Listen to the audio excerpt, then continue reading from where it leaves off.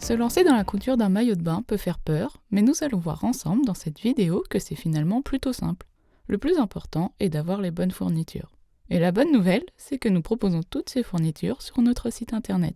Ensuite, on peut aussi bien coudre un maillot de bain avec une machine à coudre classique ou avec une surjeteuse. Nous allons voir les deux façons de faire dans cette vidéo. Concernant les patrons, nous en proposons différents sur notre site. Nous avons par exemple le maillot Paulette pour petites filles, disponible en une ou deux pièces. Pour les petits garçons, nous avons le maillot de bain Sébastien. Et enfin, pour les bébés, on peut utiliser différents patrons comme les bodys Malmo et Malaga, le bloomer Bilbao, ou encore la combi Lisboa.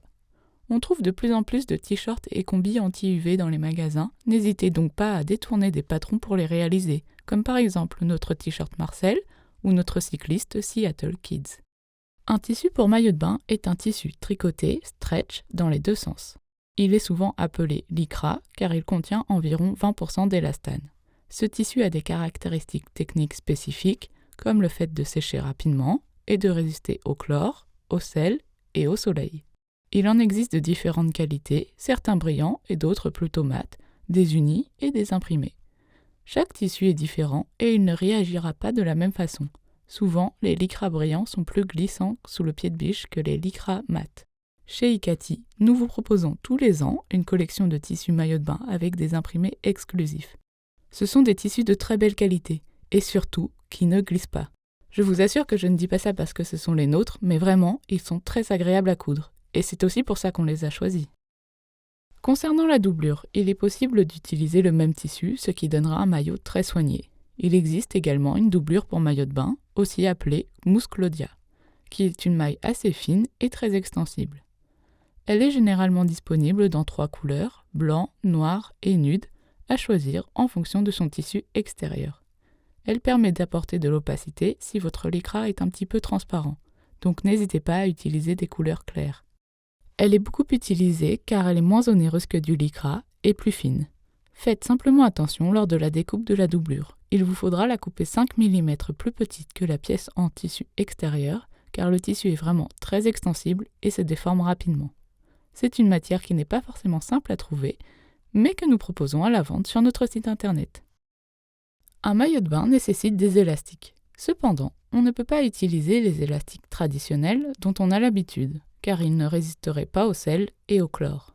On utilise donc un élastique en caoutchouc appelé laminette, qui lui résiste au sel et au chlore. Il est toujours cousu à l'intérieur du maillot, de façon à ce qu'il ne soit pas en contact avec la peau, ce qui ne serait pas forcément très agréable. Il en existe de différentes largeurs et couleurs, on utilise la plupart du temps celle de 6 mm. Concernant la couleur, cela n'a pas d'importance, car la laminette étant prise dans le tissu, elle n'est jamais visible. Il est également possible d'utiliser du framilastique, un élastique transparent en polyuréthane de la marque Viseline. Cependant, il résistera moins au fil des saisons, au sel et au chlore. Pour le fil, vous pouvez utiliser des fils traditionnels en polyester pour tout ce qui est surpiqûre visible. Pour les coutures d'assemblage, on vous recommande d'utiliser du fil mousse. C'est ce qui vous permettra d'avoir des coutures bien extensibles, même à la machine à coudre. Contre la peau, c'est également un fil plus doux que le fil classique en polyester. Il s'agit d'un fil légèrement élastique et résistant en polyamide ou polyester. Il a un côté duveteux et gonflant, ce qui le différencie des fils traditionnels. Il peut s'utiliser avec une surjeteuse dans les boucleurs et même dans les aiguilles, ou avec une machine à coudre en canette. C'est un achat que l'on vous recommande vraiment, car finalement on s'en sert très souvent. Si vous le pouvez, prenez un fil assorti à votre maillot car il sera visible sur l'intérieur au niveau des élastiques cuisses et du buste. Il ne sera certes pas visible sur l'extérieur, mais c'est le genre de détail qui vous donnera un beau rendu final. Concernant les aiguilles, on vous conseille d'utiliser des aiguilles Microtex. Ce sont des aiguilles très pointues qui permettent de bien traverser la laminette. Il est également possible d'utiliser des aiguilles jersey ou stretch, mais vérifiez bien avant sur des chutes qu'elles ne sautent pas de point lors de la couture de la laminette. Un maillot de bain peut s'assembler aussi bien à la machine à coudre qu'à la surjeteuse. L'important est d'avoir des coutures extensibles pour ne pas qu'elles craquent lorsqu'on les étire. Avec une machine à coudre, il faut utiliser le point stretch, celui qui ressemble à un éclair que l'on vous montre ici. Je vous montre le point en action. Le lycra est une matière qui ne s'effiloche pas, il n'est donc pas nécessaire de surfiler les lisières si vous utilisez une machine à coudre. On vous montre ce que ça donne une fois cousu, le point est bien extensible. La surjeteuse est très pratique pour assembler un maillot de bain pour plusieurs raisons. C'est rapide, on pique et surfile les lisières en même temps, et enfin, avec du fil mousse dans les boucleurs, on obtient un surjet très doux contre la peau. Voilà ce que ça donne. La laminette est un élastique très ferme, il n'est donc pas nécessaire de beaucoup l'étirer pendant la couture, voire quasiment pas. Si vous l'étirez trop, le tissu va très vite froncer et ce ne sera pas joli. Le mieux est de s'entraîner au préalable sur des chutes afin de trouver la meilleure tension à donner. On vous montre ici des essais que l'on a fait. Sur le premier, la laminette n'a pas été étirée du tout pendant la couture. Sur le deuxième, elle a été très légèrement étirée, et sur le troisième, elle a été un peu plus étirée. On vous conseille donc la tension du deuxième échantillon, qui permettra au maillot de bien se plaquer contre la peau. Avec une machine à coudre, toutes les coutures de la laminette se font au point zigzag. Il faut que le point soit assez haut et pas trop serré pour garder une bonne élasticité. On recommande de régler la hauteur sur 3 et la largeur sur 2,5. La laminette peut se coudre aussi bien à la machine qu'à la surjeteuse. On vous montre d'abord avec une machine à coudre. On place la laminette sur l'envers du tissu et on la coud au point zigzag. La laminette et le lycra sont deux matières plutôt glissantes. Elles risquent donc de bouger pendant la couture. On vous conseille donc de ne pas exactement aligner les lisières et de laisser 1 à 2 mm de tissu dépassant. Il vaut mieux que le tissu dépasse légèrement plutôt que l'inverse. Ce sera plus esthétique. Et il est toujours possible de recouper le tissu au besoin.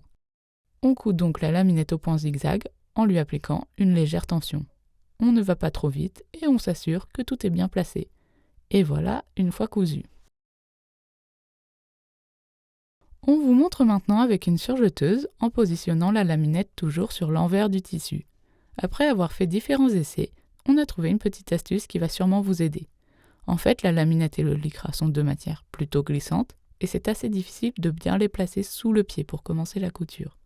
On vous conseille donc de d'abord coudre le lycra en enlevant 1 mm au couteau et de s'arrêter dès le premier point en laissant les aiguilles plantées dans le tissu. Ainsi, le lycra est déjà maintenu et on peut soulever le pied de biche. Il ne nous reste plus qu'à glisser l'extrémité de la laminette sous le pied de biche et à rabaisser le pied. On peut maintenant coudre. L'idéal est d'aligner exactement les lisières du tissu et de la laminette tout en coupant 1 mm de tissu.